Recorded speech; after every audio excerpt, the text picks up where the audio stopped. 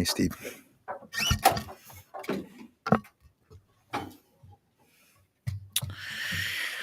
Okay, good afternoon. Yesterday, I submitted my 2024 budget vetoes to the Anchorage Assembly's budget amendments.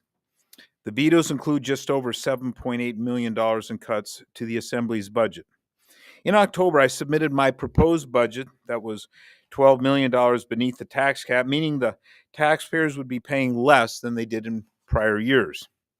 However, last week, the Assembly's approved budget raises your taxes. In the spirit of cooperation, though, I compromised with the Assembly by supporting nearly half of their amendments. But now they're making statements that are factually incorrect, so let's set the record straight.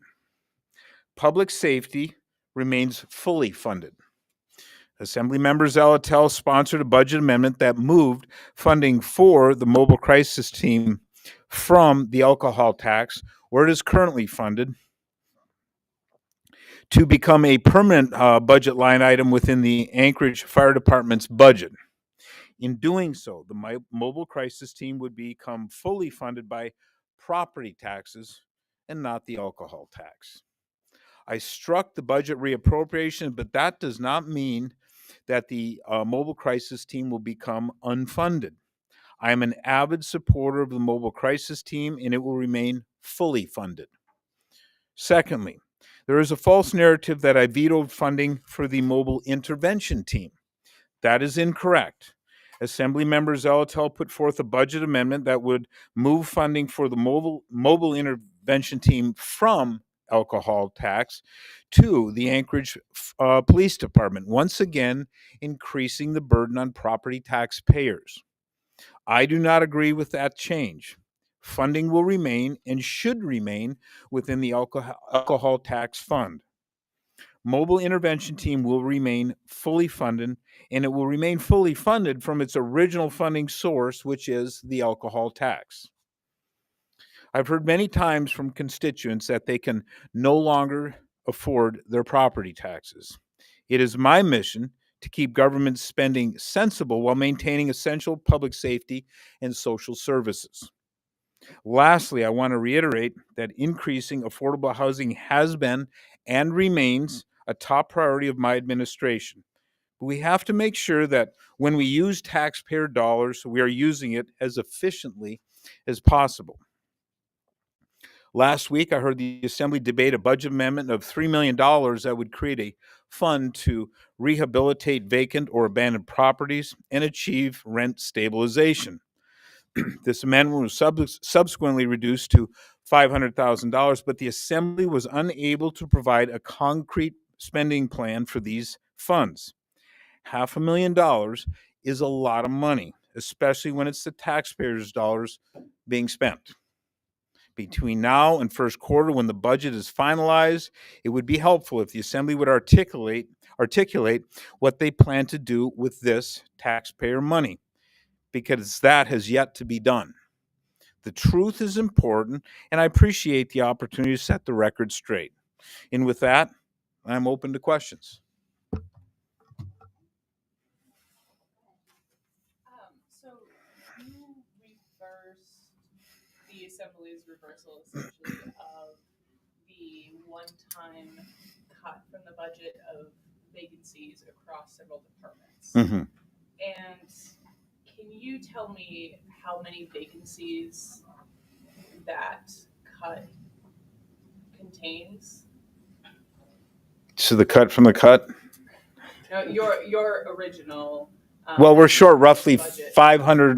69 positions overall. That creates a what we call vacancy. So we pay taxes based on how many people we budget for, and then we don't have enough people to fill those positions. So we have some departments that are sitting at a 40% vacancy, which means 40% of the funded positions are unfilled. So we need to get to accuracy in budgeting.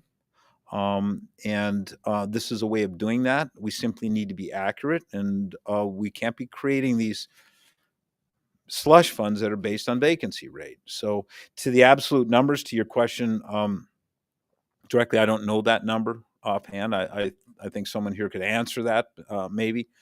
But in principle, we need to be far more accurate in how we budget and how we account for our budgeting.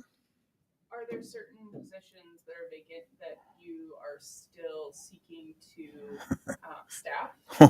Yeah, many. Okay. From accountants to snowplow drivers to parks and recs folks. It's in the whole country is facing this. It's maybe particularly acute here in Anchorage. Um, Last year we had Ted Stevens International hire away some of our snowplow drivers by offering them a very significant pay raise. That created problems last year for snow plowing. We've kind of refilled some of those, but we lost accountants to the state. We're, but so we are now working with the state to kind of do a coordinated hiring process, so we don't keep pilfering back and forth from one to another. What departments have those highest vacancy rates? I think Parks and Recs is the highest, and beyond that, Health Department is suffering a lot, especially in the division that takes care of homelessness. So, but beyond that, just about everyone. Yeah, so you brought this up earlier. But when I talked to Meg Zalatel, she said one of the reasons she wanted the mobile crisis team, part of the budget for police and fire, so it could become it's a permanent part of EMS services. I think the phrase she used was operationalized. Yeah. But your concern was like, if you use alcohol tax dollars, you might not be able to fully fund those programs. Where if you make it a permanent part of their budgets, you can fully fund. They are fully funded, and in the alcohol tax, how they spend alcohol tax or how we spend the alcohol tax is very prescriptive. The funding is there, and it's funded by. It's kind of a cost causer, cost payer mechanism. Some of the challenges that our homeless face is due to alcohol. So why wouldn't the taxes on alcohol fund for the problems that come from some of that abuse of alcohol? So again, the taxpayer can't pay for all this forever. And if I may, the property taxpayer, I should say. When I was reading your budget veto here, you were saying now is not the time to begin social experiments. What did you mean by that phrase? When did I say that? It's part of your budget veto thing. Oh, could you read that to me? Yeah, I could. With inflation facing us every day at the supermarket and at the gas station, now is not the time to begin social experiments. I'm just curious if you give some context what you meant by that. Well, we know a lot of things that have worked historically. And when it comes to homelessness, we know what the challenges are.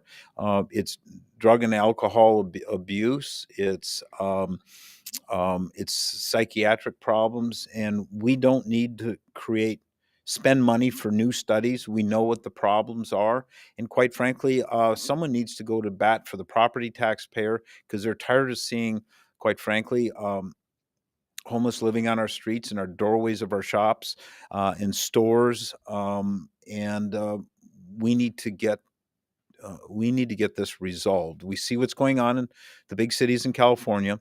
We're doing the same things they did to get to the mess that they're in, and quite frankly, they're making changes, and they're doing an about face, but we're not looking at that. I am, but they're not looking at that, and we're creating the same mistakes, and we're going down the same path. I think we know how to do this. We know how to do it right.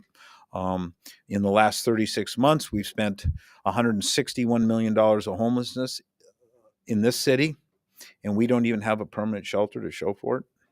And a shelter is what gets people off the street.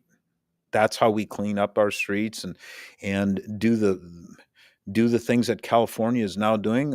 Ironically, as far as an ethos, Governor Newsom and I are on the same page.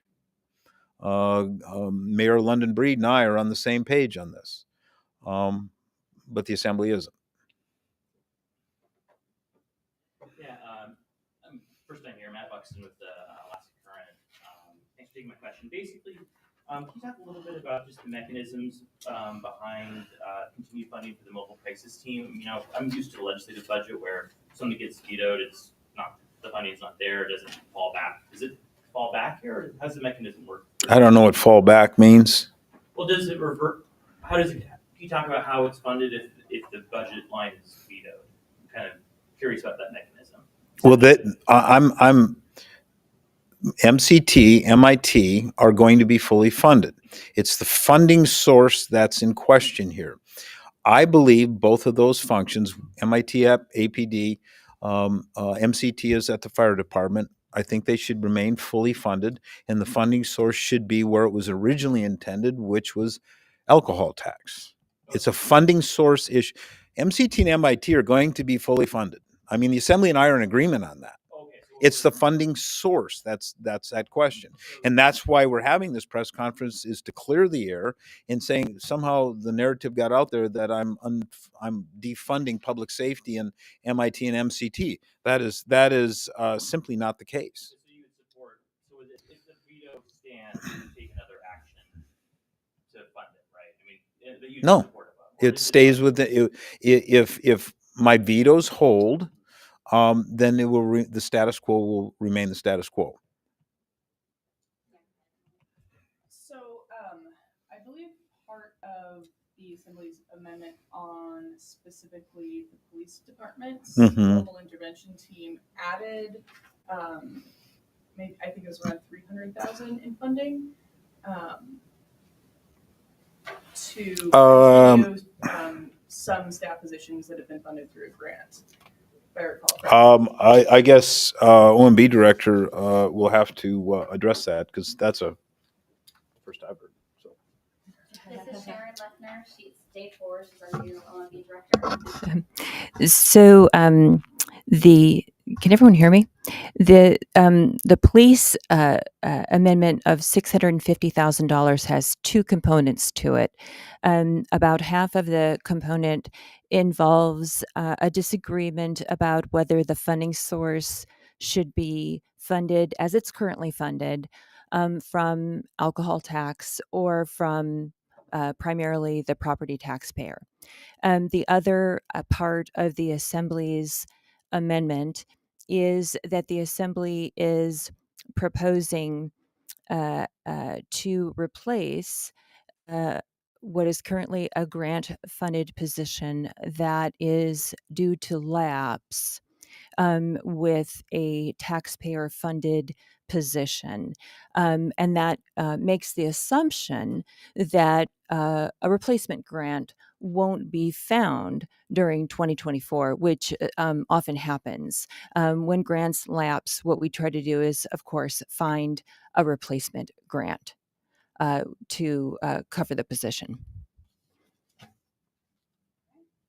And one more question? Or, okay, 2. Okay. Since you already asked, go ahead. Thanks.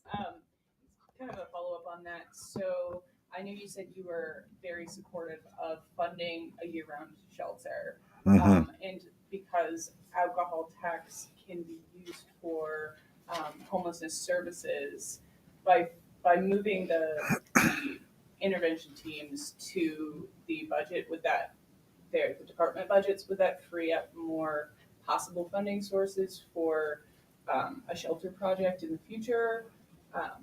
Is that something you've considered as you made these changes? I know that a lot of alcohol tax funds are helping to fund current emergency cold weather shelter. Mhm. So can you describe how you took that into consideration? Well, we're always. I am. Before we get into the details, like the hard details with Sharon, I still support the notion of one, maybe two large shelters to deal with the problem that we have. Because again, I want to communicate to the public, the problems that we have on the streets are caused by a lack of shelter space. And and people are saying the mayor doesn't have a homeless problem, he has a lawlessness problem. That is nonsensical. we're abiding by the law. Federal law prohibits me from enforcing municipal code, which prevents people from living in public spaces. And I'm seeking relief at the Supreme Court level, and that's going to take a long time, from that. But at the end of the day, until we provide shelter beds, we will not be able to deal with the people living in our public spaces. That's just a mathematical fact, and it's based on a decision in no small part by the Ninth Circuit Court. And that's why we're seeking federal relief or Supreme Court relief from that decision. So does that answer your question? Or do you want more? So I guess my question is really focused on the use of alcohol tax funds, and if, this $2.5–3 million funding the intervention teams would stay in the budgets that the Assembly has moved them into the department budgets, would that free up funds to move forward with more projects? That's a very good question for the Anchorage Coalition to End Homelessness, because they're the ones that get the money, a lot of it, and since I don't think we've solved homelessness, and it's a coalition to end homelessness. So I'm only interested in sheltering. I'm not interested in all the. I'm not interested in engaging in compelling the taxpayer to pay for a lot of stuff that's important. The nonprofits, especially Providence and a lot of the mission-based groups, to include Salvation Army, are doing really good work. I don't need to throw any more taxpayer dollars at that. But the shelter component is really important. It's what allows me to get people off the street. That's what the taxpayer and the shopkeepers are worried about. And until I get to shelter space, it is illegal for me to take them off the streets. It's federal law. So hopefully that answers your question. Briefly, so again, when I was talking to Meg Zalatow, she said she believes like they have the votes to override these vetoes. And as you said, your concern with a mobile crisis team is like this burden would be shifted to taxpayers instead of alcohol tax dollars. So my question to you is, if your vetoes are overridden, as a taxpayer, like what type of burden am I going to see in my taxes? It just keeps adding up, and your property taxes going forward just keep going up. Property taxes go up because of increased spending. That's how you control property taxes, is by controlling spending. It's that simple. And spend more, tax more. Now, if your veto is overridden, would this be something permanent to where this would now be part of every budget, or would this be something they'd have to introduce every budget to where? Well, the Assembly could come back, and you're right. They have the legislative body always has the ability, if they can muster the votes, to override a veto. That's the process. I support that process. We don't need dictators in the mayor's office, and we don't need dictators in the Assembly. This is kind of a balance of power thing, and I support that mechanism. But this is up to them. I'm trying to cut property taxes. They're trying to increase property taxes. That's how this works. Okay, thanks guys, appreciate it. Thank you very much.